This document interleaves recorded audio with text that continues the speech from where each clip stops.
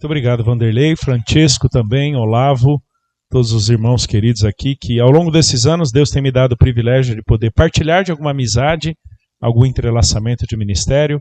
Esse final de semana, mais especificamente, lidando com o tema de casais e famílias, que eu quero continuar hoje à noite. Eu e Juliana, minha esposa, está ali. Nós servimos em 2 ministérios. Um deles é na Palavra da Vida, ali em Atibaia, onde vários de vocês aqui já estiveram, inclusive alguns foram meus alunos, algo muito legal, né? E vários que já passaram por aqui também, foram meus alunos ali, onde eu sou professor, Juliana também, e eu também atuo na Palavra da Vida como chanceler das 3 escolas teológicas que nós temos no Brasil. Então toda a representatividade política, ministerial, institucional, filosófica, teológica da Palavra da Vida, essa é a minha responsabilidade. E outro ministério, na cidade de Araras, mais ou menos 1h40 de onde moramos em Atibaia. Então nós moramos em 2 cidades, né? Passamos metade da semana em uma, metade da semana em outra, onde eu exerço o ministério pastoral, ali na Primeira Igreja Batista em Araras, com diversos ministérios, tudo aquilo que envolve a dinâmica de uma igreja. Ok? Então, obrigado pelo privilégio, todo o carinho, todo o cuidado de vocês. Depois de 2008, eu voltei há 6 anos atrás, acho que foi 2019 ou 2018, aqui também para falar no encontro de casais. Foi bem rapidinho, lembro que eu não fiquei nem 24 horas. Né? Gostei inclusive desse modelo, uma tarde, noite e uma manhã, bem gostoso. E levamos até algumas dessas experiências para o Ministério de Casais e Famílias, que nós lideramos ali na nossa igreja. E o Francesco me pediu para que eu desse alguma continuidade hoje à noite, falando sobre, não apenas casamento, mas agora estendendo um pouquinho mais para o tema de família, que eu entendo ser um dos ambientes, ou uma das realidades mais difíceis de nós vivermos o Evangelho. Por vários motivos. Primeiro, porque nós temos uma tendência a departamentalizar a nossa vida. Tá? Nós julgamos que o cristianismo está mais ligado àquilo que vivemos na igreja do que talvez em todos os outros âmbitos ou realidades da vida, como trabalho, família, inclusive dentro de casa. E eu diria para vocês, até concordando e muito com um puritano, que disse o seguinte: juntamente com a igreja de Deus, o lar do crente deve ser a esfera de sua mais evidente dedicação a Deus. Todas as realizações no lar têm de estampar o selo da divina chamada do crente, e todos os seus afazeres devem ser dispostos de tal modo que as pessoas vindas ao seu lar percebam que Deus está ali. Já percebeu como é difícil nós vivermos o Evangelho no contexto do lar? Nós nos conhecemos, não conseguimos nos mascarar por muito tempo. Nossa família conhece nossas virtudes, tanto quanto os nossos pecados. E o próprio entrelaçamento da vida, todo dia, juntos, com as mesmas pessoas, faz com que nós nos tornemos vulneráveis. Mas eu diria para vocês, e concordando com o que esse puritano disse, que a vida cristã no lar, o evangelho no lar, vai muito além de simplesmente fazermos uma devocional familiar. Vai muito além de simplesmente termos um momento de estudo bíblico entre os marido e esposa, ou os filhos, ou os pais. Vai muito além disso.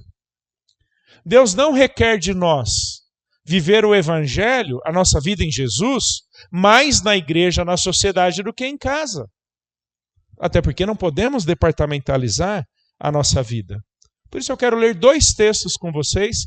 Eu vou ficar predominantemente neles. Eu os colori aí de tal forma a dar as ênfases específicas em cada uma das partes que compõem esse texto, tanto nos personagens, quanto no que é requerido de cada um deles, bem como por causa de quem ou em função de quem nós fazemos todas essas coisas. Com certeza são textos bem conhecidos, portanto eu quero mais relembrar de algumas dessas verdades bíblicas do que propriamente te conduzir por algo inédito ou inesperado. Tá bom? Acompanhe comigo, primeiramente, Colossenses, capítulo 3, versículo 18 ao 21, e depois eu lerei algumas porções, alguns poucos versos, de Efésios. A porção maior vai do capítulo 5, 22, até o 6, 4.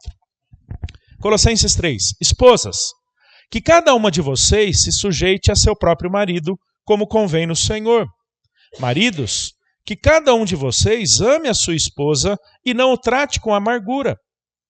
Filhos, em tudo obedeçam aos seus pais, pois fazer isso é agradável diante do Senhor. Pais, não irritem os seus filhos, para que eles não fiquem desanimados. Efésios 5, 22. Esposas, que cada uma de vocês se sujeite a seu próprio marido, como ao Senhor. Maridos, verso 25, que cada um de vocês ame a sua esposa, como também Cristo amou a igreja e se entregou por ela. Filhos, capítulo 6, verso 1, obedeçam aos seus pais no Senhor, pois isso é justo. Honre o seu pai e a sua mãe, que é o primeiro mandamento com promessa. E o verso 4, e vocês, pais, não provoquem os seus filhos à ira, mas tratem de criá-los na disciplina e na admoestação do Senhor.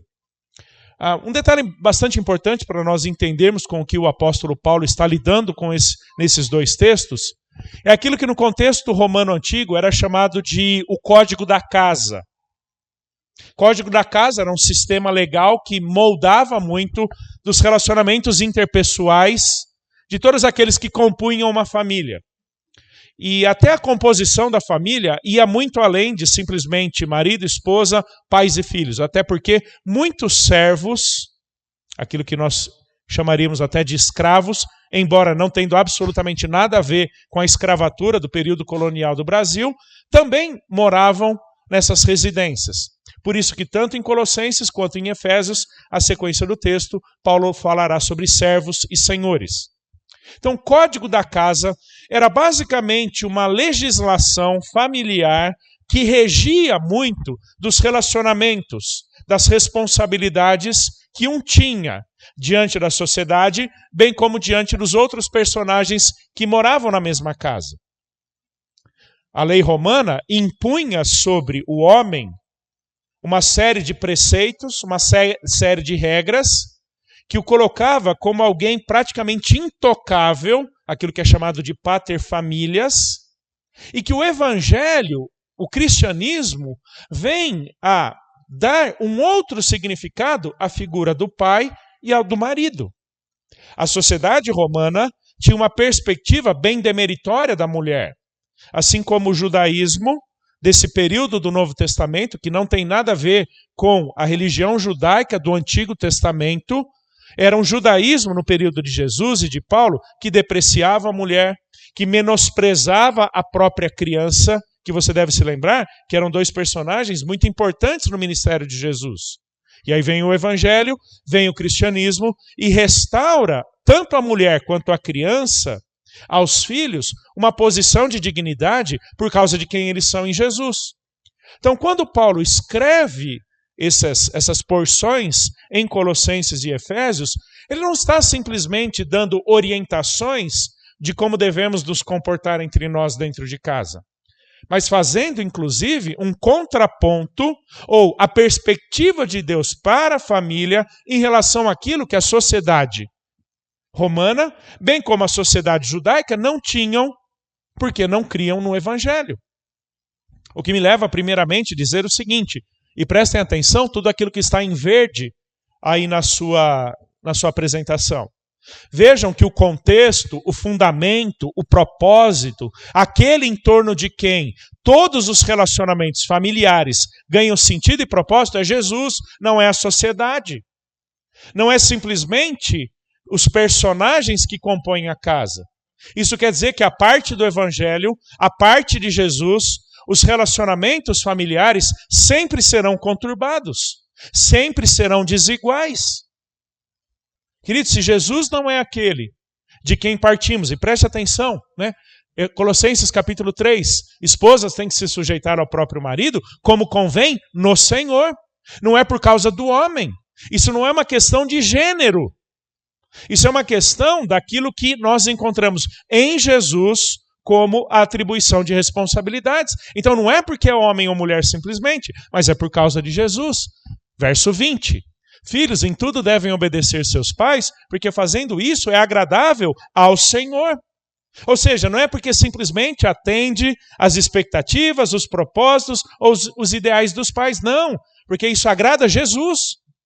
Isso agrada o Senhor. É interessante que o termo aí agradar não é simplesmente de fazer alguma coisa que cumpre uma expectativa. O termo ele é usado ao longo do Novo Testamento muito mais em termos relacionais, de intimidade, do que simplesmente um checklist. Pronto, satisfiz exigências ou expectativas. Não. A maneira como filhos vivem com seus pais e os obedecem, isso antes de atender às expectativas e propósitos dos seus pais, isso agrada a Jesus, com quem vocês têm um relacionamento muito maior do que com os próprios pais de vocês. E aí você vai para Efésios, capítulo 5, verso 22. De novo, mulheres se sujeitem ao Senhor como ao Senhor, ou aos seus maridos como ao Senhor. Verso 25. Maridos, que cada uma de vocês ame a sua esposa como Cristo amou a igreja. Jesus é o fundamento do amor. Jesus é a expressão máxima do amor. Eu nunca serei capaz de amar minha esposa se eu não entender o amor de Jesus por mim. Porque o Helder, por ele mesmo, é egoísta, é interesseiro, é soberbo e por aí vai. Mas quando eu entendo o que Jesus fez por mim, em quem ele me tornou, eu agora posso amar a Juliana de um jeito que agrada ao Senhor, porque foi exatamente como Jesus amou a sua igreja, se dando por ela. Sequência, no capítulo 6, verso 1. Filhos, obedeçam aos seus pais no Senhor. Aí, exatamente como Paulo falou em Colossenses, capítulo 3. E por fim, capítulo 6, verso 4, quando fala sobre criar os filhos na disciplina e admoestação do Senhor. Ou seja, Jesus, e aqui Senhor é Jesus especificamente, Jesus tem um projeto educacional para os nossos filhos. Antes de nós termos ideais acadêmicos, profissionais, intelectuais, seja lá o que for, Jesus tem um propósito para eles. Então, o fundamento, a baliza, o propósito, a razão ou o objetivo de tudo aquilo que acontece no contexto do lar é a vida em Jesus. A sociedade grega antiga pregava que todo o ideal grego da educação era formar o indivíduo no melhor que ele podia ser para a sociedade. Todo o projeto educacional da Grécia Antiga, chamado de paideia grega, era formar as crianças, os adolescentes, os jovens, homens e mulheres, no que eles poderiam ser de mais úteis para a sociedade. Aí vem o cristianismo, vem o evangelho e diz, não é simplesmente no que eles podem ser úteis para a sociedade, mas é para aquilo que eles devem ser em Jesus. Jesus é a razão, Jesus é o propósito, Jesus é o motivo de tudo aquilo que fazemos em casa. Aí vem o Império Romano, dando sequência muito da mentalidade grega antiga. Toda aquela hierarquia que existia ali na sociedade, dos servos, dos escravos, do homem em relação à mulher. A criança não tinha valor próprio, ela era menosprezada, ela sequer era contada. Aí vem o Evangelho e diz, não, crianças têm valor e propósito dentro da família, e não é simplesmente porque eles têm um pai e uma mãe, mas é porque Deus tem algo para eles em Jesus. Então, queridos, se nós não entendemos que a vida cristã no lar é por causa de Jesus, nós vamos desperdiçar as nossas oportunidades e relacionamentos, do casamento ao relacionamento com os filhos. E vocês, filhos, que todos somos em alguma medida, em relação aos nossos pais. Então, quando eu educo meu filho, eu não estou educando simplesmente porque ele é meu filho, mas porque, em alguma medida, Deus tem um propósito para ele em Jesus. Ou seja, eu coopero com Deus para formar Jesus no meu filho. Quando eu amo a minha esposa, eu não estou amando simplesmente porque eu tenho interesse em algo nela, ou porque eu tenho dó dela. Não, porque isso demonstra horizontalmente aquilo que nós já experimentamos verticalmente. Essa é uma verdade nesses dois textos. Todas as relações horizontais na dinâmica da família são oportunidades para explicitarmos, demonstrarmos, vivermos as verdades verticais que já temos em Jesus. Entendeu? Deus não pede de nós, horizontalmente, nada que ele já não tenha feito por nós verticalmente. E aqui talvez esteja uma das maiores belezas da família cristã.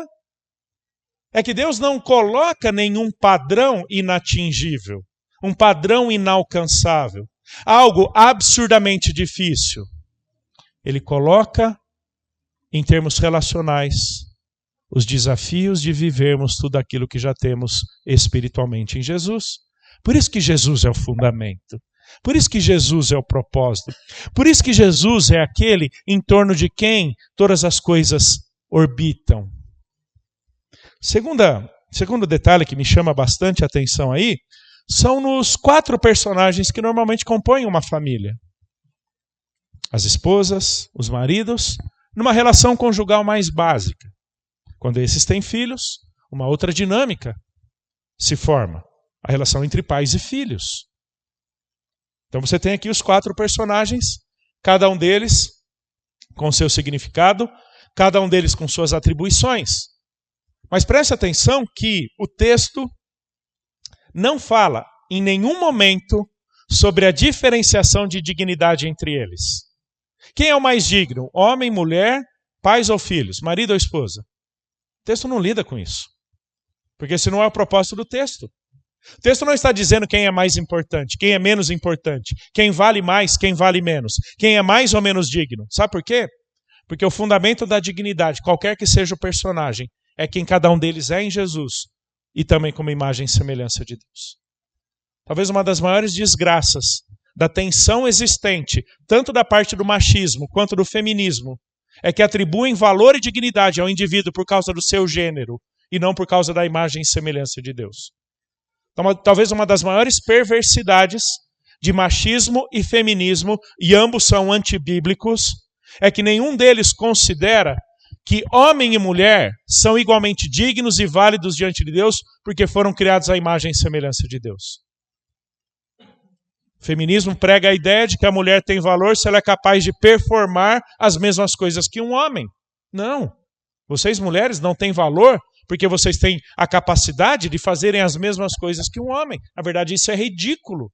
Não faz o menor sentido. A sua dignidade está como imagem e semelhança de Deus e pela sua salvação em Jesus. A sua identidade está em Jesus, do jeito que a minha, como homem, está em Jesus.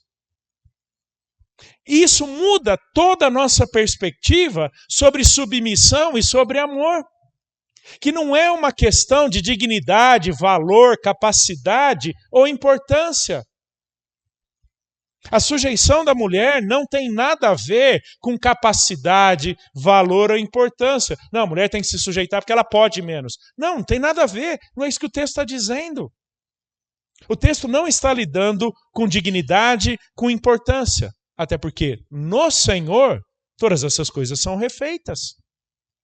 É interessante que até mencionando algo de Paulo lá em Gálatas, capítulo 3, verso 28, ele vai dizer que em Jesus e por causa de Jesus não existe distinção essencial de dignidade, importância, valor ou prioridade entre homem, mulher, judeus e gentios, servos e senhores. Homem não deixa de ser homem, mulher não deixa de ser mulher, judeu não deixa de ser judeu, gentil não se torna judeu, servo não deixa de ser servo e senhor não deixa de ser senhor. Por quê? Porque embora sejam distintos culturalmente, economicamente, etnicamente e em termos de gênero, a dignidade deles, a importância deles, o valor deles está em Jesus. E é isso que Paulo nos lembra aqui. Quando nós entendemos que a nossa dignidade, o nosso valor e importância são porque fomos criados, estão no fato de termos sido criados à imagem e semelhança de Deus e por nossa vida em Jesus, as atribuições de homens, mulheres, pais e filhos mudam significativamente. Sujeição não se torna um fardo, porque não é capacho, nem subserviência ou segundo escalão. É algo em que vocês, mulheres, expressam o valor e a importância que Deus deu, tanto a vocês como mulheres, que vem desde o Antigo Testamento de responsabilidades, oportunidades e privilégios que vocês têm, desde o cuidado dos seus maridos, o cuidado dos seus filhos, ou a própria função na sociedade, e na própria religião judaica antiga. E vocês, homens, nós homens, não somos mais importantes por sermos homens, mas por termos sido criados à imagem e semelhança de Deus, sermos alguém em Jesus que nos dá atribuições distintas. Quando nós não entendemos quem somos em Cristo, a disputa entre gêneros e a disputa entre funções se torna tão agressiva, a tal ponto de hoje, pais se submeterem aos seus filhos, quando os seus filhos é que determinam, que mandam, que regram a casa. Está errado. Talvez uma das cenas mais feias que exista no relacionamento entre pais e filhos é pais perguntando para os seus filhos se eles querem alguma coisa que eles, como pais, deveriam acreditar como verdade de Deus.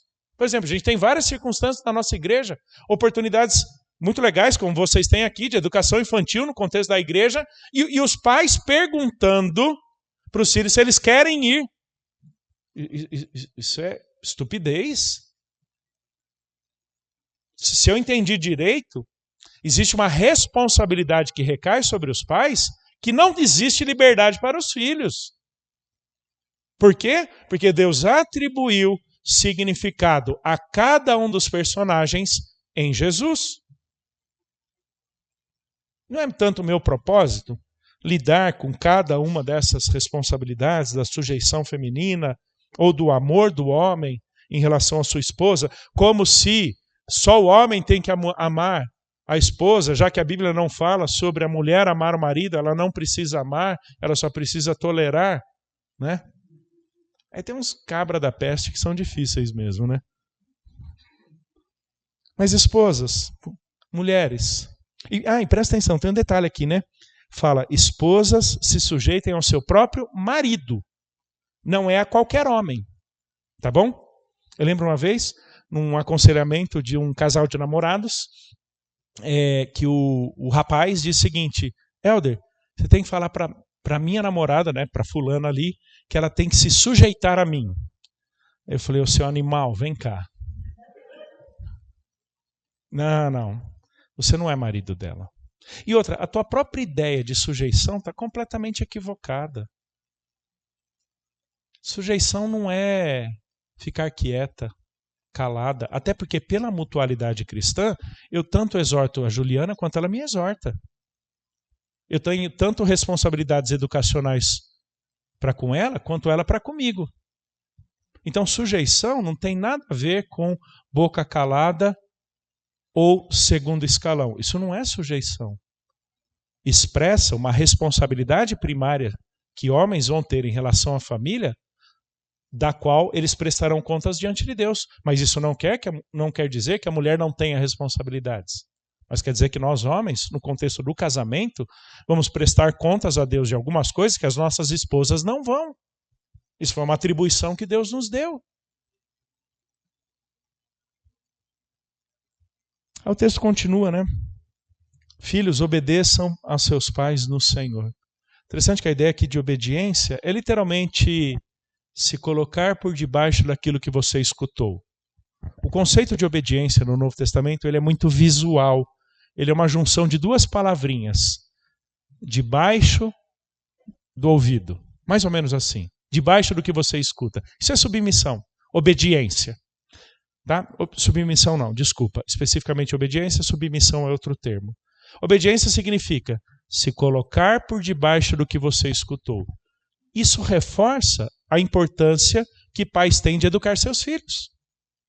Você não deveria presumir obediência daquilo que não foi ensinado, porque precisa ser escutado para que se submeta. Por isso que veio o versículo 4, sobre criá-los na disciplina e na admoestação do Senhor. Vira e mexe surge a pergunta, né? Até quando filhos têm que se submeter aos seus pais? Essa é uma questão bastante desafiadora para a gente, ainda mais quando filhos que não se casaram ainda permanecem com seus pais até seus 30 e poucos, 40 anos de idade. A minha recomendação é normalmente que essas pessoas saiam de casa e vão viver a vida delas para que seus pais vivam a deles. Mas cada um tem que lidar com a sua própria família. Até porque em termos de autonomia, liberdade, seguir a vida, isso faz parte. Faz parte. eu acho que não está tanto ligado à idade, mas talvez muito mais à circunstância ou condição de vida. Né? Falei lá no Retiro de Casais, né, que para os nossos filhos, nós chegamos em 2016 e demarcamos para eles que 2026 era o último ano deles em casa, quando eles estivessem com 23 e 21 anos de idade. Que Deus abençoe na vida que vocês vão ter, porque com certeza Deus vai abençoar na vida que eu e a mãe de vocês vamos ter sem vocês. Eu não estou jogando eles para fora de casa. Vamos continuar pais e filhos, vamos continuar os amando. Eu lembro que eu falei isso uma vez numa igreja, e depois eu saí para almoçar com um casal, a Juliana não estava, e o marido estava muito consternado, ele estava perturbado. Aí ele disse o seguinte: Helder, posso te fazer uma pergunta? Eu falei, pode. Seus filhos te amam? Eu falei, olha, eu gostaria muito que eles estivessem aqui para dizer para vocês o quanto eles nos amam. Mas por quê? Eles precisam agora desenvolver a maturidade, a autoridade, a liderança deles. Porque enquanto na minha casa, ninguém usurpa a minha, ninguém usurpa a nossa. Né? Então, essa obediência é se sujeitar, se colocar por debaixo daquilo que escuta. Isso é a prerrogativa dos nossos filhos. Mas o que é bonito nesse texto, que fala, obedeçam aos seus pais no Senhor. Porque isso é agradável diante do Senhor. Ou seja, existe um Senhor maior do que Helder e Juliana, diante de quem eu tenho que lembrar que meus filhos estão. Queridos, na educação dos nossos filhos, nós não podemos dizer, façam isso, porque senão o que eles vão pensar de mim e da Juliana? Não. A maior parte da vida deles, eles não estão na presença do Helder e da Juliana. Seja na escola, seja com os colegas, seja ali na convivência da vizinhança onde moramos. Parte apenas do dia eles passam comigo e com a Juliana. Hoje, muito pouco conosco, pela idade que eles já têm. Não, eles têm que fazer o certo por causa de Jesus. Não é porque eles são filhos do Helder e da Juliana. A minha reputação, ela tem que estar baseada em Jesus. Porque se a minha reputação não está baseada em Jesus, eu vou querer que meus filhos me obedeçam para que as pessoas tenham uma boa ideia sobre o Helder. Não. Meus filhos são pecadores, tanto quanto eu sou pecador. O compromisso deles é primeiramente com Jesus, não é com os pais dele. Os pais deles, eu preciso lembrá-los disso. Que eles têm que fazer o certo por causa de Jesus. Que eles têm que obedecer a palavra de Deus por causa de Jesus. E eu lembro, né? A única coisa que meus filhos conhecem da gente é trabalhando com igreja e seminário. Né? Nós temos 26 anos de casados, 25 anos de ministério entre igreja e seminário. E meu filho mais velho tem 22, o mais novo vai fazer 21. Então, eles cresceram nesse ambiente. Nunca deixamos que qualquer pessoa na igreja ou seminário cobrassem deles fazer algo certo porque eram filhos do Helder e da Juliana, porque tinha uma posição de autoridade ou responsabilidade na igreja. Não, não. Eles têm que fazer o certo por causa de Jesus. Porque isso é agradável para Jesus. E essa é a maior glória que nós pais podemos ter na educação dos nossos filhos. Que eles façam o certo por causa de Jesus. E quando eles fazem o certo por causa de Jesus, a obediência aos pais não é um problema. Vocês estão vendo que nada daqui é um problema quando a gente entende em Jesus? Mas sem Jesus, do amor à submissão, da obediência à criação, são sempre um problema? É isso que a gente tenta entender, as dinâmicas da família fora de Jesus. E nada disso faz sentido. Nada disso tem valor.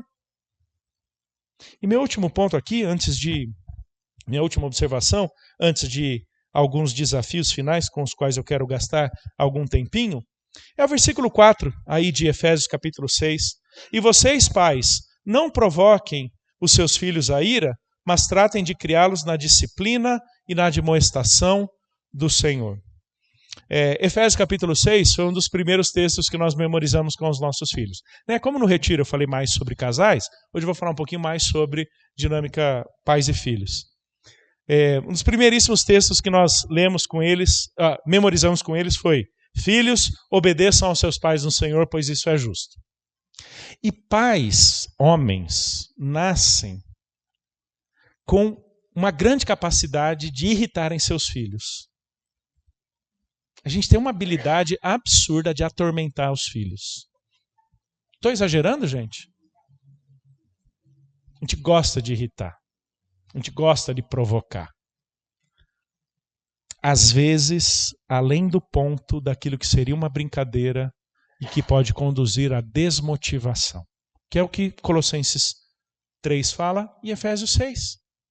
Olha Colossenses 3:21. Pais, não irritem os seus filhos para que eles não fiquem desanimados. Sabe o que é essa irritação aqui? É tornar tão difícil a vida deles naquilo que é fazer o certo por provocar, por complicar, por exigir além do que eles podem, que eles ficam desanimados. Eu vou falar mais por mim. Talvez um dos erros que eu mais tenha cometido, e graças ao bom Deus não foram muitas vezes, mas eu os cometi algumas vezes, foi não ter entendido que a maturidade dos meus filhos não era a mesma que a minha.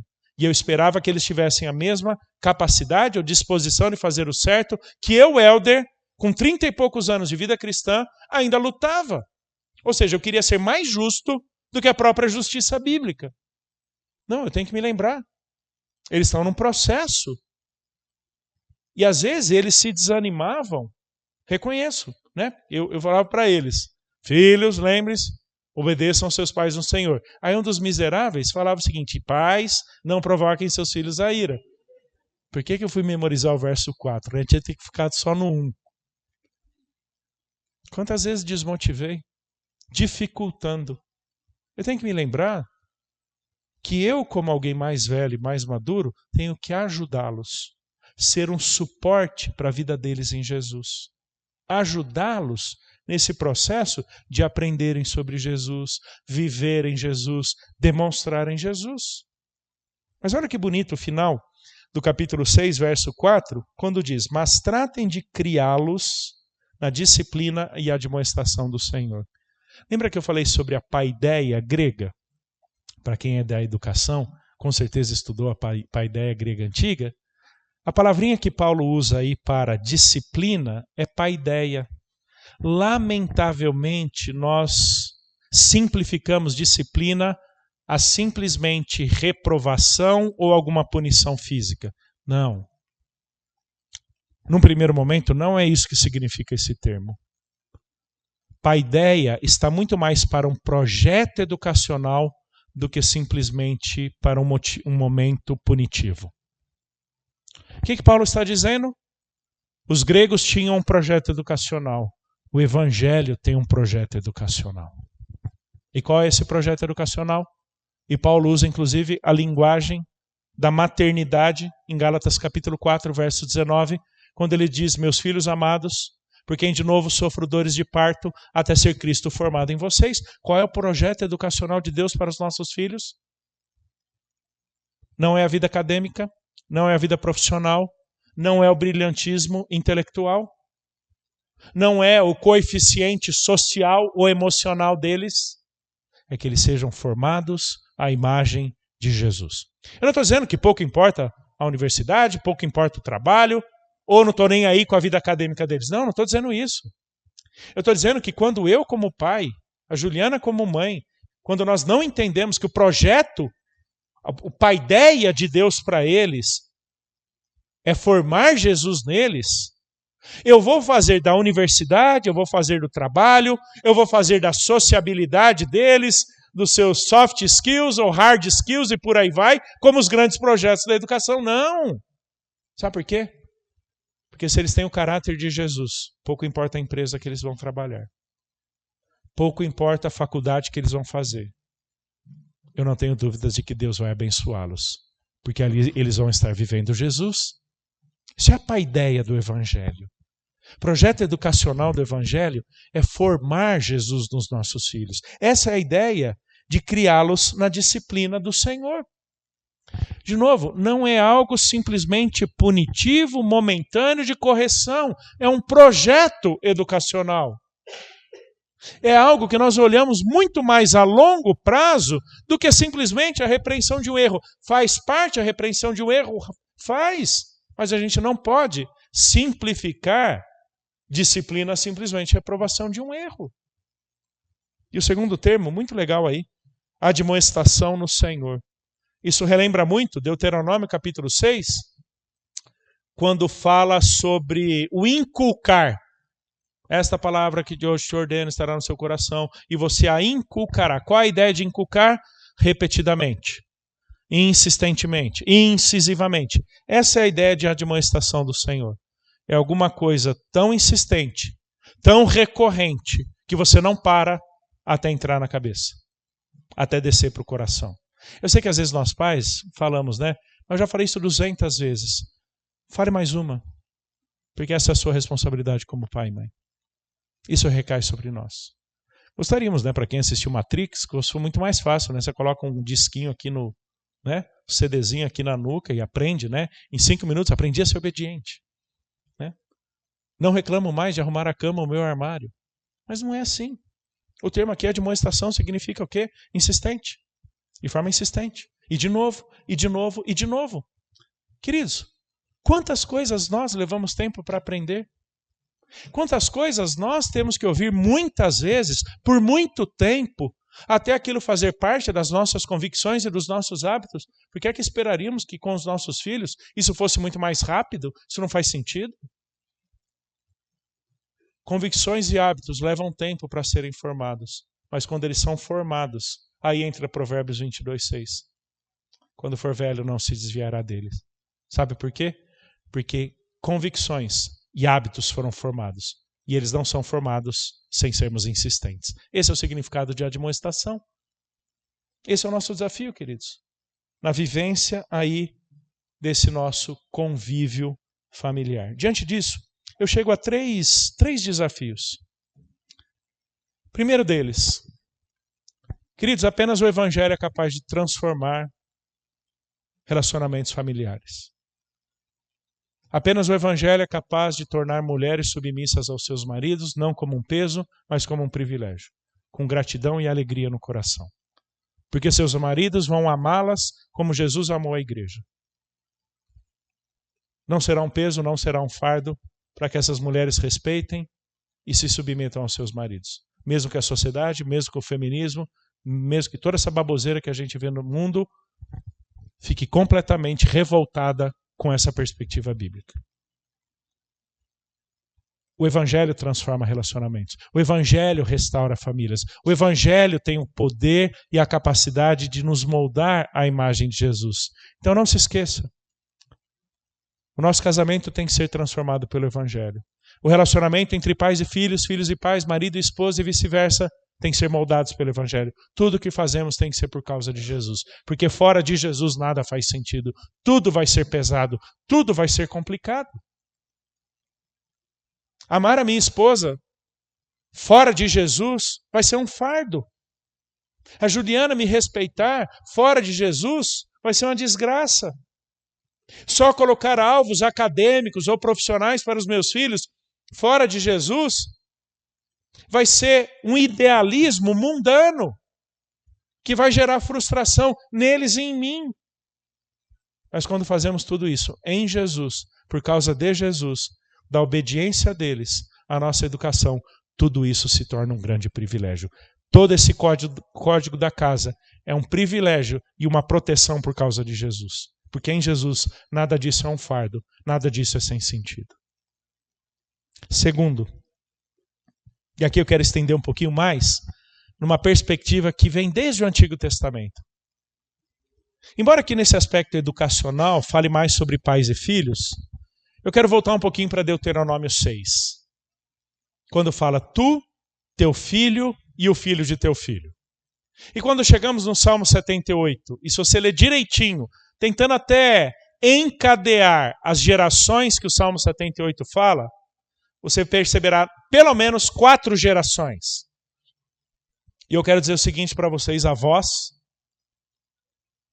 que vocês continuam tendo oportunidades, responsabilidades e privilégios numa educação que eu quero chamar aqui de intergeracional.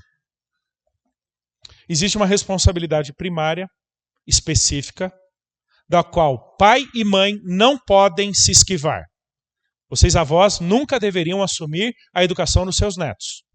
E vocês, pais, nunca deveriam transferir para os seus pais a educação dos seus filhos. Essa é a responsabilidade primária de vocês. Mas vocês, pais, deveriam contar com o bom apoio dos seus pais, que são avós dos seus filhos, para essa educação.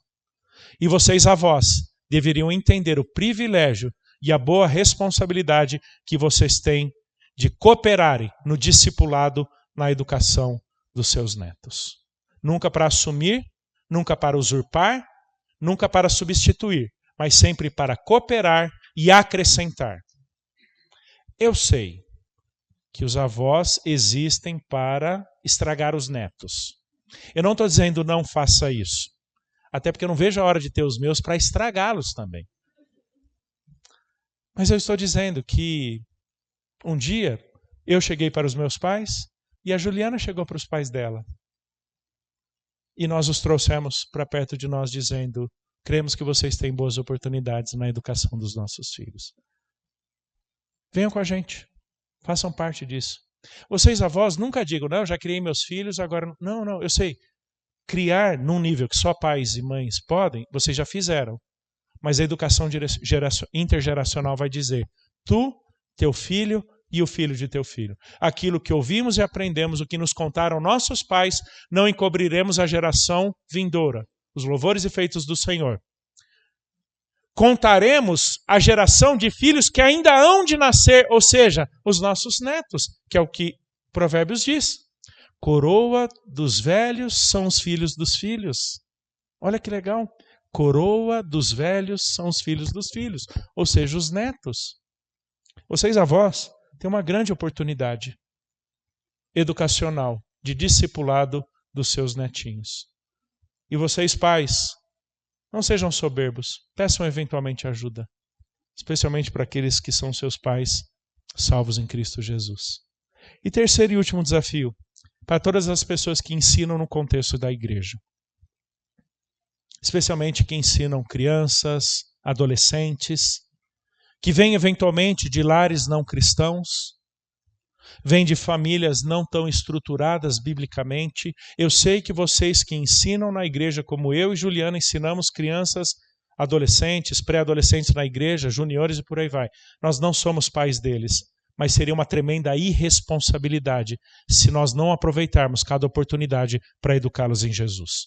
Não são meus filhos, mas Deus me deu o privilégio de tê-los, que seja por 1h30 na igreja ao longo da semana. Não são meus filhos, mas alguns deles não têm pais cristãos. Que Deus te dê a consciência, a responsabilidade e o privilégio de formar um pouquinho de Jesus neles. De novo, não são seus filhos. Você não tem a responsabilidade ou obrigação primária que apenas pai e mãe têm. Mas se Deus te deu o privilégio de tê-los, que seja por 1 hora na semana, na sua sala, aqui paralelo à celebração, ou que seja numa célula, quando tem a oportunidade de ensinar a criança, aproveite com o máximo dos seus esforços para que Jesus seja formado um pouquinho nelas. É isso que, inclusive, o que a Bíblia fala, que Deus faz o órfão morar em família. Talvez não sejam órfãos porque seus pais morreram, mas porque talvez seus pais não sejam cristãos. E Deus lhes dá uma igreja, para que essa igreja também cumpra um papel educacional na vida dessas criancinhas, na vida desses adolescentes. Então, todos vocês que ensinam no contexto da igreja, tenham também esse grande ideal de fazer parte desse grande projeto de Deus, de criar essas crianças, esses adolescentes, na disciplina e na admoestação do Senhor. Queridos, isso é uma vida cristã no lar, que encontra em Jesus tanto o seu fundamento quanto o seu propósito. Quero orar para que Deus nos dê a graça e a bondade de sermos essa família com todas as nossas imperfeições, com todas as nossas limitações. Deus, muito obrigado por Jesus. Muito obrigado por quem Ele é, pelo que Ele fez por nós e em quem Ele nos tornou. Muito obrigado porque a nossa dignidade está nele. Muito obrigado porque o nosso valor, a nossa importância estão nele. Não simplesmente no gênero que temos, ou a família ou cultura que pertencemos. Por isso, Deus, nos ajude a entender que da submissão ao amor, da obediência à educação, tudo isso ganha significado em Jesus. E é por isso que em Jesus tudo é leve, tudo é prazeroso. Nos ajude, ó Deus, a termos esse tipo de família que agrada ao Senhor, para que demonstremos dentro do nosso lar e a partir dele o poder transformador do Evangelho. Pois é em Jesus que nós oramos. Amém.